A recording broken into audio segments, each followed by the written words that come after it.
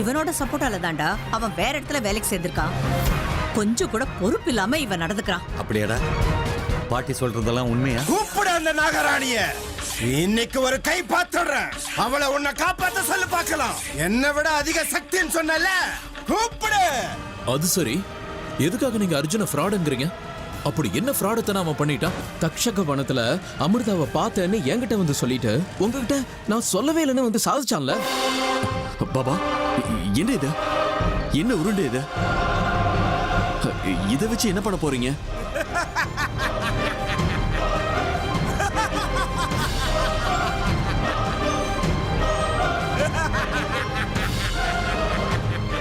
வினாக்கா வினாக்க நாகா வா. ஜெய் மகாகாளி.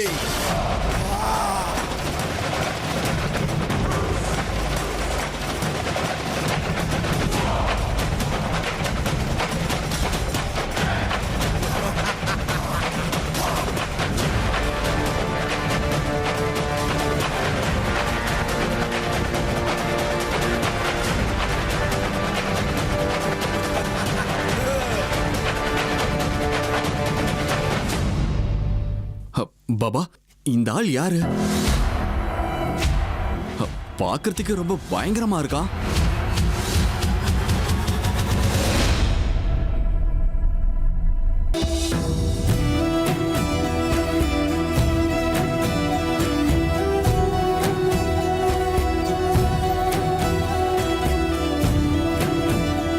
சரோஜா, சித்தப்பா சித்தி ஏன் சாப்பிட வரல? நீ அவங்கள சாப்பிட கூப்பிடலையா? நான் கூப்பிட்டேங்க. அவங்க ஏதோ பார்ட்டிக்கு போயிட்டு வந்தாங்கல்ல, அங்கேயே சாப்பிட்டுட்டு வந்துட்டாங்களாம். ஓ, எனக்கு கொஞ்சம் சாம்பார் ஊத்துறியா? சரிங்க.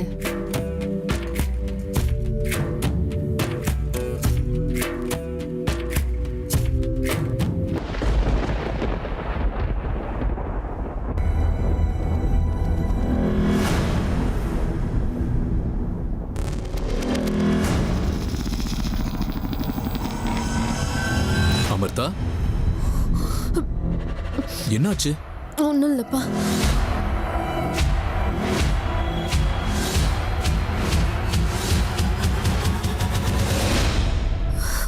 என்ன இது? ஏன் எனக்கு இப்படி எல்லாம் ஆகுது? என் தொண்டை தண்ணி எல்லாம் வத்தி போகுது. ஏதோ ஒரு சக்தி என் கழுத்தை நெருக்கிற மாதிரி இருக்கு. இது எதோட அறிகுறி? எனக்கு ஒன்னும் புரிய மாட்டேங்குதே.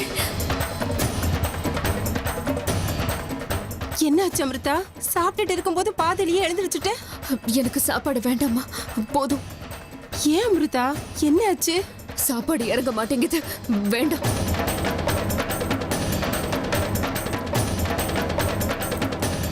அமிர்தா திடீர்னு ஏன் இவ்வளவு படபடப்பானா? அவ மனசு புண்படுற மாதிரி இங்க யாராவது பேசுனாங்களா?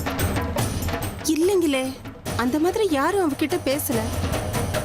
ஆனா அன்னைக்கு சூரிய கிரகணத்துக்கு அப்புறத்துல இருந்து அவ கொஞ்சம் சோகமாவே இருக்கா.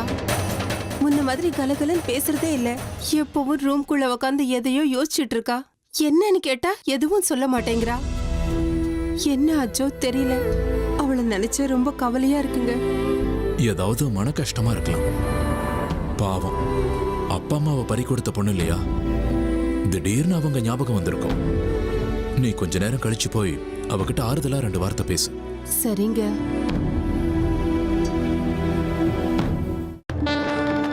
பாபா, இவ யாரு? அவன் உடம்பு கல்லு மாதிரி இருக்கு. பார்க்கறதுக்கு பயமா இருக்கு. எதுக்காக இவனை வர வச்சீங்க? ருத்ரா, இவன் பேரு பீனகா. நாக வம்சத்துல இவனை விட ஒரு விஷப்பாம்பு வேற எதுவும் கிடையாது. அந்த ராஜநாகமே இவன் கடிச்சா செத்து போயிடும். வினாக்க நாகனால கடிப்பட்டதுக்கு அப்புறம் யாராலையும் பழைக்க முடியாது. அப்படியா பாபா? அப்ப நான் இவனை வச்சு நமக்கு தொந்தரவு கொடுக்கிற அந்த நாகராணிய. உன்னோட யூகம் சரியானது ருத்ரா. வினாக்க நாகனை கூப்பிட்டது அந்த காரணத்துக்காகத்தான். இவனை வச்சு அந்த நாகராணிய நான் அழிச்சு காட்டுறேன். இன்னைக்கு அந்த நாகராணி செத்து போயிடுவா. எப்படி பாபா? இவனை வச்சு நாகராணியை சாகடிக்கிறதெல்லாம் சரி, அதுக்கு நாகராணி முதல்ல எங்க இருக்கான்னு தெரியணும்ல. ஒரு இடம் விடாம எல்லா இடத்துலயும் வலை வீசி தேடுற நமக்கே அவ எங்க இருக்கான்னு தெரியல. இவனுக்கு போய் அவ எங்க இருக்கான்னு எப்படி தெரியும்? நமக்கு தெரியலனா என்ன ருத்ரா, இவனுக்கு எல்லாமே தெரியும். அப்படிப்பட்ட விசேஷமான சக்திகள் இவங்கிட்ட இருக்கு. அந்த வாசுகி இவனுக்கு அப்பேற்பட்ட சக்திய அருளி இருக்கான். அப்படியே பாபா, அப்பனா அந்த நாகராணி எங்க இருக்கான்னு கேளுங்க. நாமளும் இவன் கூடவே போலாம். நான் அவளை பார்த்தாகணும் பாபா. அவ சாகிறத பார்த்து நான் சந்தோஷப்பட்டே ஆகணும். ருத்ரா, இவன் மனுஷங்களோட பாஷைய பேச மாட்டான். ஆனா நாம பேசுறது அவனுக்கு நல்லா புரியும். அதே மாதிரி இவன் நம்ம மொழிய பேசலனாலும் தான் சொல்ல நினைக்கிறத நமக்கு புரிய வைப்பான். ஆனா அவன் சொல்றத புரிஞ்சுக்கிறதுக்கு இன்னொரு நாகத்தால தான் முடியும். அதே மாதிரி அவன் சொல்ல வரத என்னாலையும் புரிஞ்சுக்க முடியும் ருத்ரா. இது எனக்கு தக்ஷகன் கொடுத்த வரம். வினாக்கா, இப்ப உன்னை எதுக்காக இங்க வரவழைச்சிருக்கேன் தெரியுமா? நாகலோகத்திலிருந்து வந்திருக்கிற அந்த ராஜநாகம் நாகராணி இங்கதான் எங்கேயோ ஒளிஞ்சுகிட்டு இருக்கா. அவளை தேடி கண்டுபிடிச்சு அவளை நீ உன் கையால சாகடிக்கணும். போய் அவளை அழிச்சிட்டு வா. போ போ வினாக்கா, போ.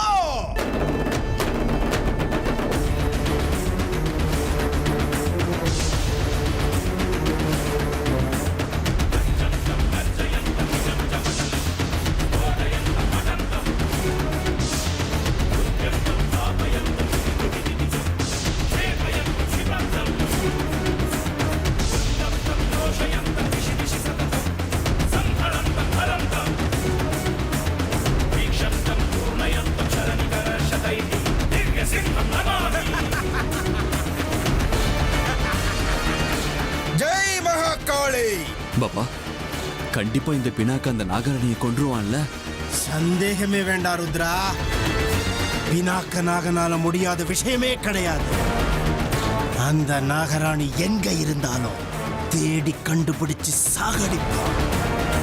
அந்த நம்பிக்கை எனக்கு இருக்கு. நாகராணி, இன்னையோட உன் ஆட்டம் முடிஞ்சது. இந்த நாள் உனக்கு இறுதி நாள்.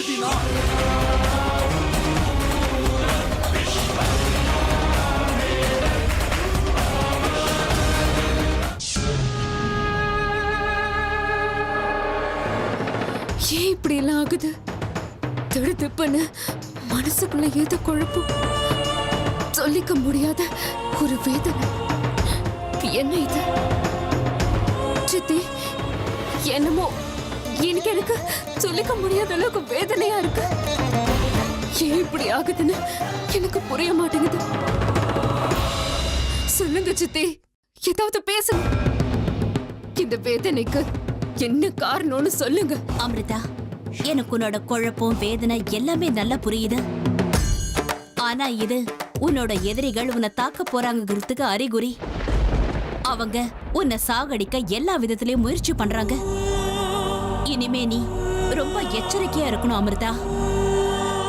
அப்படி இல்லைன்னா உன் உயிருக்கே ஆபத்து. யாரு சித்தி என்ன சாகடிக்கணும்னு நினைக்கிறது? யாரு யார் அந்த எதிரி? சொல்லுங்க சித்தி. அவங்க இங்க வந்து என்ன தாக்குறதுக்கு முன்னாடி நானே போய் அவங்கள பலி வாங்கிட்டேன். சொல்லுங்க சித்தி, அவங்க எங்க இருக்காங்க? என்ன மன்னிச்சிரு அமிர்தா. இந்த விஷயத்துல என்னால உன்கிட்ட எதையும் சொல்ல முடியாது. நான் சாபத்துக்கு ஆளா இருக்கிறதுனால என்னோட சக்தி பெருசா வேலை செய்யாது. ஆனா உன்னை தாக்க போறாங்கங்கிற விஷயம் மட்டும் எனக்கு ரொம்ப தெளிவா தெரியுது அமிர்தா. இன்னைக்கு உனக்கு ஒரு ஆபத்து வரப்போகுதுன்னு எனக்கு தெளிவா தெரியுது. அப்படின்னா நான் இப்போ என்ன செய்யணும் சித்தி? என்னோட எதிரிகள் யாருன்னு நான் எப்படி கண்டுபிடிக்கிறது? அவங்க கிட்ட இருந்து நான் எப்படி என்ன காப்பாத்திக்கிறது? அவங்க எந்த உருவத்துல எங்க இருந்து என்ன தாக்க வருவாங்கன்னு சொல்லுங்க. அதான் சொன்னேனே அமிர்தா, அவங்க எங்க இருந்து எப்படி உன்னை தாக்க வருவாங்கன்னு எனக்கு தெரியல. இப்போ உனக்கு அந்த பரமேஸ்வரன் தான் ஒரு நல்ல வழியை காட்டணும். இல்ல சித்தி, அந்த சிவபெருமான் எனக்கு உதவ மாட்டான். அவனோட உதவியும் எனக்கு வேண்டாம். அவன் சுயநலக்காரன். அதனால்தான் சுயநலக்காரங்களா இருக்கிற மனுஷங்களுக்கு மட்டும் அவன் உதவி செஞ்சுக்கிட்டே இருக்கான். இப்ப எனக்கு வழி காட்ட வேண்டியது நீங்க மட்டும்தான், அந்த பரமேஸ்வரன் இல்ல. சொல்லுங்க சித்தி, சொல்லுங்க. என்ன ஆச்சு சித்தி, மௌனமா இருக்கீங்க? என்னோட அந்த எதிரிங்க யாருன்னு சொல்லுங்க. அவங்க எங்க இருக்காங்க, அவங்களை எங்க பார்க்க முடியும்னு சொல்லுங்க. அமிர்தா,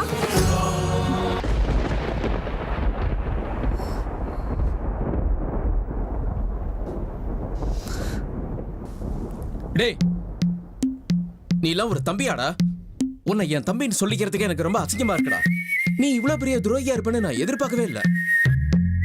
இவ்வளவு நாளா நீ ரொம்ப நல்லவன்னு நினைச்சுக்கிட்டு இருந்த, ஆனா இந்த இடத்துல குத்திட்டடா. நீ பெரிய ஏமாத்துக்கார. உனக்கு போய் இவ்வளவு உதவி செஞ்சேன் பாரு. எனக்கு அறிவில்லை. இத பார், இனிமே நீ என் மூஞ்சிலே முழிக்க வேண்டாம். இனிமே உன் சகவாசமே தேவையில்லை. இனிமே எதுவா இருந்தாலும் நீயே பாத்துக்கோ.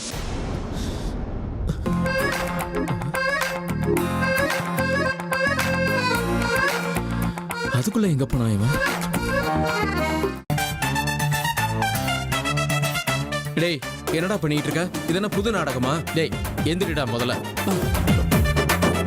நீ திட்டினதுல எந்த தப்பும் இல்ல பிரதர், நியாயம்தான். நீ எனக்கு எவ்வளவு ஹெல்ப் பண்ணிருப்ப, ஆனா நான் உனக்கு துரோகம் பண்ணிட்டேன். போதும்பா போதும். இதோட உன் சகவாசம் போதும். இனி நான் உன் பக்கம் கூட வரவே மாட்டேன். நீ என்ன வேணாலும் பண்ணிக்கோ, ஆனா ஒரே ஒரு விஷயத்த மட்டும் கேட்டுக்கோ. இனிமே ஹெல்ப்னு என்கிட்ட வந்து நிக்காத. அப்படி சொல்லாத பிரதர். என்ன திட்டியும் உனக்கு திருப்தியா இல்லைன்னா இழுத்து 4 அறை விட்டுரு. ஆனா இப்படி நடுவுல என்ன கை விட்டுறாத, அப்புறம் எனக்கு அமிர்தா கிடைக்க மாட்டானே. டேய், செய்யறதெல்லாம் செஞ்சுட்டு ரூமுக்குள்ள வந்து காலை பிடிக்கிறியா? அதான் சொல்லுவாங்களே, சபையில போட்டு அடிச்சுட்டு சந்தில வந்து காலில் விழுந்து மன்னிப்பு கேட்டானா? அப்படி இருக்கும் உன் கதை. அதான் சாரின்னு சொல்றேன்ல பிரதர். ஏண்டா, நீ பண்ணது தப்புன்னு தெரியல? நான் உனக்கு எவ்வளவு உதவி செஞ்சிருப்பேன், ஆனா நீ என்னைய மாட்டி விட்டு பாக்குறியா? அது எவ்வளவு பெரிய தப்புன்னு உனக்கு தோணவே இல்லையா? ஒத்துக்கிறேன், நான் பண்ணது ரொம்ப பெரிய தப்பு தான். நான் தப்பிக்கிறதுக்காக அப்பா கிட்ட உன்னை மாட்டி விட்டுட்டேன். என்ன பண்றது பிரதர்? அப்பா கிட்ட திட்டு வாங்காம தப்பிக்கிறதுக்கு அந்த நேரத்துல எனக்கு வேற வழி தெரியலையே. நான் மட்டும் பள்ளியும் உன் மேல போட்டிருக்கலன்னா அப்பா அம்மா பாட்டி எல்லாருமா சேர்ந்துக்கிட்டு விடிய விடிய சாமி ஆடி இருப்பாங்கண்ணா. அதனால்தான் சாரி பிரதர். இப்ப சாரி சொல்லி எந்த பிரயோஜனமும் இல்ல. உனக்கு கிடைக்க வேண்டிய அர்ச்சனை மங்கள ஆரத்தி எல்லாம் எனக்கு கிடைச்சது. இந்த பாரு, நாளையில இருந்து நீ ஆபீஸ்க்கு எங்க கூடவே வரணுமா? அப்பா சொல்லிட்டாரு. நாளையில இருந்தா? ஆமா. இம்பாசிபிள். நீ ஏதாவது சொல்லி மேனேஜ் பண்ணிக்கோ பிரதர். உனக்கே தெரியும், நான் விக்ரம் சார் கம்பெனில வேலைக்கு சேர்ந்தது அமிர்தா மனசுல இடம் பிடிக்கிறதுக்காக தான். இப்ப திடீர்னு அந்த வேலையை விட்டுட்டா எனக்கும் அமிர்தாவுக்கும் கம்ப்ளீட்டா டச் விட்டு போயிடும். அது போட்டும், இப்ப நான் உங்களை விட்டுட்டு தூரமா வந்துட்டேன்னு வையேன், அப்புறம் இந்த ஜென்மத்துல அமிர்தா கிடைக்க மாட்டாளே. டேய், ஏன்டா இப்படி பண்ற? இங்க பாம்பு சாக மாட்டேங்குது, அங்க குச்சியும் உடைய மாட்டேங்குதுங்கிற மாதிரி அமிர்தாவும் உன்னை காதலிக்க மாட்டேங்கிறா, நீ அவளை விடவே மாட்டேங்கிற. இப்படியே போனா உங்க எல்லாருக்கும் நடுவுல நான் மாட்டிக்கிட்டு வாழ்க்கை முழுக்க அவஸ்தைப்பட வேண்டியதான். இத பாரு அர்ஜுன், இது வரைக்கும் எப்படியோ, ஆனா இனிமே உனக்கு சப்போர்ட் பண்ணி நான் பேசுறது முடியாத காரியம். அதனாலதான் சொல்றேன், நிலைமையை கொஞ்சம் புரிஞ்சுக்கோ. கொஞ்சம் சீக்கிரமா அவ பின்னாடி சுத்துறதை நிறுத்திட்டு டைரக்டா அவகிட்ட போய் உன் காதலை சொல்லி ஒத்துக்க வை. வீட்டுக்கு கூட்டிட்டு வந்து இவ்வளவுதான் காதலிக்கிறேன், இவ்வளவுதான் கல்யாணம் பண்ணிக்க போறேன்னு சொல்லு. அப்பவாவது எனக்கு முக்தி கிடைக்கும். புரியுதா உனக்கு? நானும் அதை தான் முயற்சி பண்ணிட்டு இருக்கேன் பிரதர். ஆனா என்ன பண்றது, அமிர்தா சம்மந்தமே இல்லாம இப்ப என் மேல ரொம்ப கோவமா இருக்காங்க. நான் முதல் வேலையா எப்படியாவது அவங்களுக்கு என் மேல இருக்கிற கோவத்தை குறைய வைக்கணும். அதுக்கப்புறம் என்ன லவ் பண்றதுக்கு கன்வின்ஸ் பண்ணணும். அது வரைக்கும் ப்ளீஸ் கொஞ்சம் கோஆபரேட் பண்ணுனா. நீ என்னோட செல்ல அண்ணன் தானே, தம்பிக்காக இது கூடவா செய்ய மாட்ட? அண்ணன்னா பெரியவன். இவன் மேல கோவப்பட மாட்டேங்கிற வீக்னஸை புடிச்சுக்கிட்டு ரொம்ப மிஸ்யூஸ் பண்றான் அந்த பையன். என்ன பண்றது? தம்பியாச்சேன்னு சும்மாவும் விட முடியல. சரி அர்ஜுன், என்ன பண்றியோ பண்ணிக்கோ. ஆனா கூடிய சீக்கிரம் அந்த பொண்ணை சம்மதிக்க வச்சு வீட்டுக்கு கூட்டிட்டு வா. புரியுதா? உலகத்துல எந்த வேலை வேணாலும் செய்யலாம், ஆனா இந்த லவ் விஷயத்துல மட்டும் மீடியேட்டர் அட்வைசர்னு நிச்சயமா மாட்டிக்கவே கூடாது.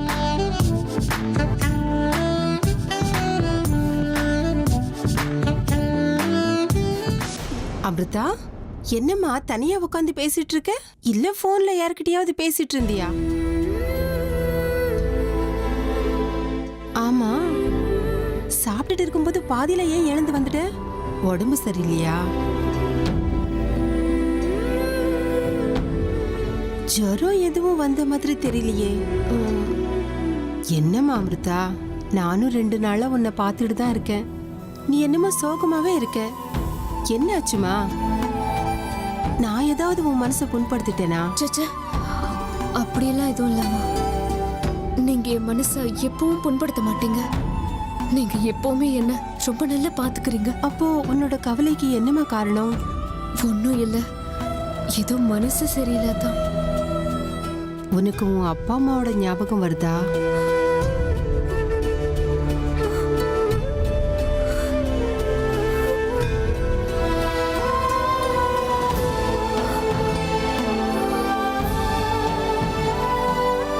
இப்படி வருத்தப்படாத அமிர்தா. உன் மனசுல இருக்கிற வேதனை என்னன்னு என்னால புரிஞ்சுக்க முடியுதுமா. அப்பா அம்மாவை பறி கொடுத்ததுக்கு அப்புறம் ஒரு பொண்ணுக்கு எவ்வளவு வேதனையா இருக்கும்னு எனக்கு நல்லாவே தெரியும். இதோ பாரு அமிர்தா, நான் உன் கூடவே இருக்கேன். உங்க அம்மா அளவுக்கு நான் உனக்கு அன்பையும் பாசத்தையும் கொட்ட முடியாம போகலாம். ஆனா என்னால முடிஞ்ச அளவுக்கு உன்னை நல்லா பாத்துக்கிறேம்மா. நான் சொல்றது கேளுமா. தயவு செஞ்சு நீ இப்படி எல்லாம் வருத்தப்படாத. என்னால உன்னை இப்படி பார்க்க முடியலம்மா. குழந்தை இல்லைங்கிற வேதனையில இருந்த அந்த நேரத்துல நீ எனக்கு மகளா கிடைச்ச. உன்னோட வேதனையில, உன் கஷ்டத்துல எனக்கும் பங்கு இருக்கு. உன் மனசுல என்ன வேதனையா இருந்தாலும் அதை என்கிட்ட சொல்லுமா. அமிர்தா, என் மடியில பட்டுக்கோமா.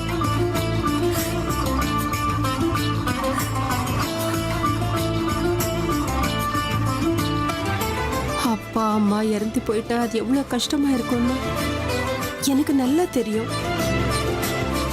கல்யாணம் ஆகிறதுக்கு முன்னாடி ஒரு நாள் கூட எங்க அப்பா அம்மாவை பிரிஞ்சு நான் இருந்ததே இல்லை. அப்படி இருந்தேன்னா கல்யாணம் பண்ணிக்கிட்டு இந்த வீட்டுக்கு வந்ததுக்கு அப்புறம் அப்பா அம்மாவை பிரிஞ்சிருக்கிற வேதனை கஷ்டம் என்னங்கிறது நான் நல்லா புரிஞ்சுக்கிட்டேன். ஆனா நம்மளால என்ன பண்ண முடியும் சொல்லு? என்ன, உன் வாழ்க்கையில சின்ன வித்தியாசம்.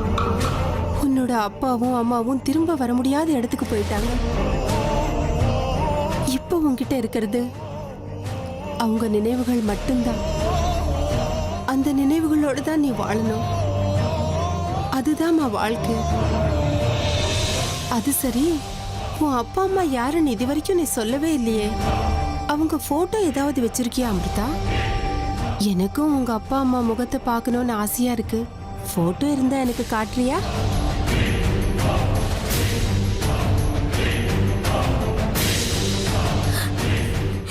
இல்ல, என்கிட்ட அப்பா அம்மாவோட போட்டோ எதுவும். அவங்க ஞாபகார்த்தமா இருந்தது அது மட்டும்தான். இப்போ அதுவும் இல்ல. ஓ, அதுக்காக தான் இவ்வளவு வருத்தப்படுறியா? சாச்சா, அப்படி நடந்திருக்க கூடாது. அப்பா அம்மா ஞாபகார்த்தமா வச்சிருந்த ஒரே ஒரு போட்டோ கூட தொலைஞ்சு போச்சுன்னா மனசு துடியா துடிக்கும்தான். ஆனா அதையே நினைச்சுக்கிட்டு இப்படி வேதனை பட்டுட்டு இருக்காத அமிர்தா. ஏன்னா நீ இப்படி வேதனை பட்டுட்டு இருக்கிறது என்னால பார்த்துட்டு இருக்க முடியல. ரொம்ப கஷ்டமா இருக்கு அமிர்தா. இப்ப நீ தூங்கு, காலையில பேசிக்கலாம்.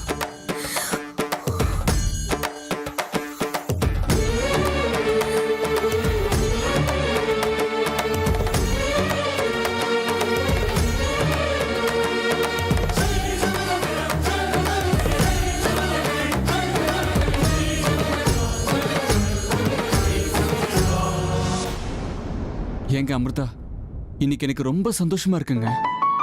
ஏன் தெரியுமா? உங்களை என் மனைவி ஆக்கி இந்த வீட்டுக்குள்ள பர்மனெண்டா கூட்டிட்டு வரணும்னு எனக்கு தோணுது. அதுக்காக தான் தினமும் உங்க பின்னாடியே சுத்திக்கிட்டு இருக்கேன். உங்களை காதலிக்கிறேன்னு சொல்லிக்கிட்டே இருக்கேங்க. ஆனா உங்க மனசுல என் மேல காதல் வரவே மாட்டேங்குது. உங்களுக்கு பதிலா உங்க துப்பட்டா இந்த வீட்டுக்குள்ள வந்துருச்சு. இதுவே ஓரளவுக்கு எனக்கு பெரிய ஆறுதலா இருக்கு. இந்த துப்பட்டா வந்த மாதிரியே நீங்களும் இந்த வீட்டுக்குள்ள வந்துடுவீங்கல்ல? மனசுக்குள்ள ஏதோ ஒரு குதூகலம் ஏற்படுது. எப்ப வருவீங்கன்னு துடியா துடிக்குது. என்னோட கனவெல்லாம் நினைவாகணும்னா முதல்ல நீங்க என்கிட்ட சிரிச்சு பேசணும். அதுக்கப்புறம் மனசார நான் உங்ககிட்ட ஐ லவ் யூ சொல்லி ப்ரப்போஸ் பண்ணணும். இதெல்லாம் எப்ப நடக்குமோ எனக்கு ஒன்றும் புரியல.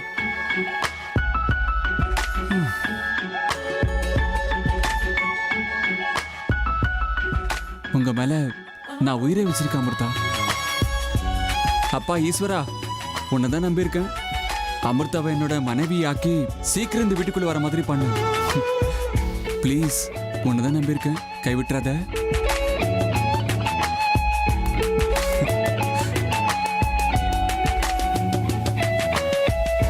அமிர்தாவை நான் கல்யாணம் பண்ணிக்கிட்டு அவங்க இந்த வீட்டுக்குள்ள வர வரைக்கும் இந்த துப்பட்டா தான் எனக்கு எல்லாமே.